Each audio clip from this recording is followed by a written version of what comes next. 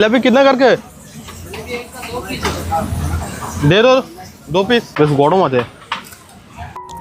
Dubai labour community market শ্রমিকদের জীবনমান উন্নত করতে এই সুলভে নিত্য প্রয়োজনীয় জিনিসপত্র পাওয়ার সুবিধার্থে 2022 সালে দুবাই পুলিশ এবং দুবাই মিউনিসিপ্যালিটি যৌথভাবে অলকজ এলাকায় লেবার কমিউনিটি মার্কেট চালু করে।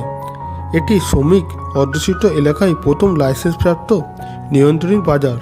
শ্রমিকদের ক্রয় ক্ষমতার কথা মাথায় রেখে এই মার্কেটের খাবারের দাম নির্ধারণ করা হয়েছে অবিশ্বাস্যভাবে কম, মাত্র 1 দিরহামে বিভিন্ন ধরনের খাবার ও পানীয় এবং 3 থেকে 5 দিরহামের মধ্যে পেট ভরে খাবার পাওয়া যায়।